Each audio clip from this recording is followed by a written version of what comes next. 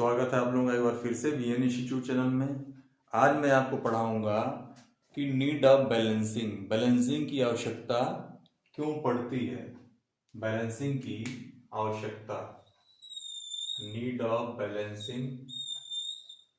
यहाँ पे पहला है कि अनबैलेंस फोर्सेस को कम करना। बैलेंसिंग की आवश्यकता पहले इसलिए भी पड़ती है कि जो अनबैलेंस फोर्सेस होते हैं उनको मिनिमाइज हम करते हैं।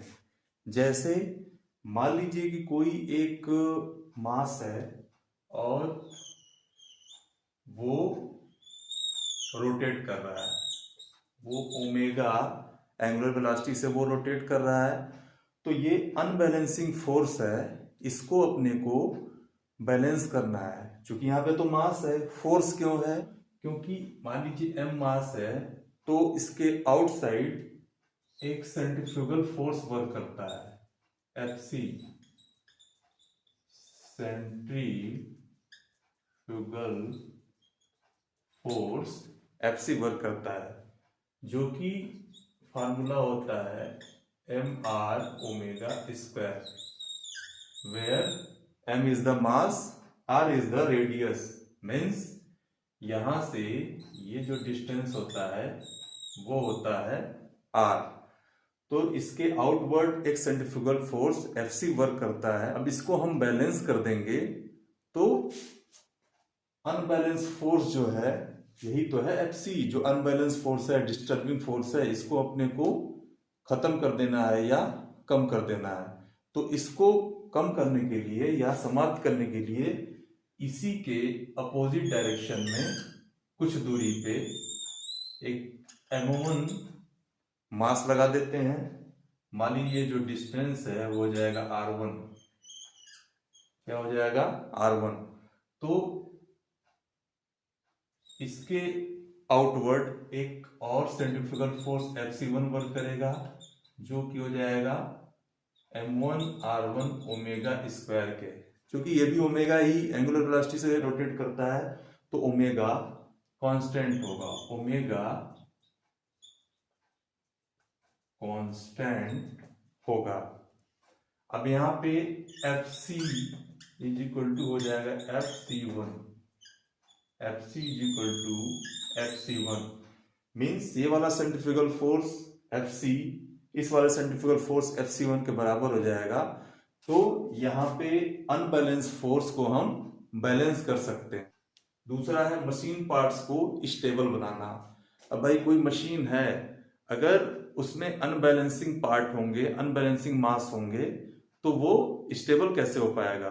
उसमें तो वियर एंड टीयर होने लगेगा, उसमें नॉइज क्रिएट होने लगेगा, मे बी वाइब्रेशन भी हो सकता है, तो स्टेबल नहीं होगा। तो इसको बैलेंस जब हम कर देंगे तो ये स्टेबल हो जाएगा। तीसरा है वाइब्रेशन को कम करना। जैसा कि हमने आपको बताया कि अनबैलेंस फोर्स जब क्रिएट होते हैं, जनरेट होते हैं, तो ये वाइब्रेशन के कारण बनते हैं। होता है शोर को कम करना।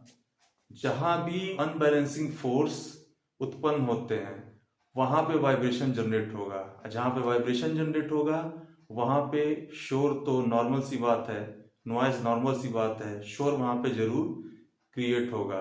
सिंपल एग्जांपल लें तो पावर हैमर है। पावर हैमर जब स्ट्राइक करता है तो ठक ठक की आवाज होता है, वहां पे शोर ही तो क्रिएट हो रहा है, वाइब्रेशन भी उत्पन्न होगा और शोर भी, नॉइज भी वहां पे क्रिएट होगा। अगला है प्रोडक्टिविटी को बढ़ाना। जब अनबैलेंस होगा मशीन तो वो आवाज करेगा, उसमें वाइब्रेशन होगा, जाहिर सी बात है। जब वाइब्रेशन होगा, जब शोर क्रिएट होगा, जब वियर टीयर होगा, तो प्रोडक्शन उसका नहीं बढ़ पाएगा या प्रोडक्टिविटी उसमें प्रभावित होगी। तो जब हम बैलेंसिंग कर देंगे मशीन की तो प्रोडक्टिविटी उसका बढ़ेगा। अगला है स्ट्रक्चरल स्ट्रेस को कम करना। जब किसी भी मशीन में या कोई भी ऐसा ऑब्जेक्ट है उसमें जब अनबैलेंस क्रिएट होगा तो उसका परिणाम ये होगा कि उसमें स्ट्रक्चरल स्ट्रेस भी जनरेट होंगे। तो जब अनबैलेंस होगा तो उसमें क्या होगा? स्ट्रेस भी तो जनरेट होगा भाई। स्ट्रक्चरल स्ट्रेस को बैलेंसिंग से हम कम कर सकते हैं। तो यहाँ पे 6 बेसिक पॉइंट्स हैं कि बैलेंसिंग की आवश्यकता या नीड क्यों पड़ती है। नोट डाउन कर लीजिएगा इसको। 1 2 3 4 5 6 ये पॉइंट्स हैं। अगर आपको कोई डाउट हो तो कमेंट बॉक्स में पूछ लीजिएगा, और चैनल पर नया हो तो सब्सक्राइब कर लीजिएगा। अपने मित्रों में भी इसको जरूर शेयर करिएगा। Thank you very much.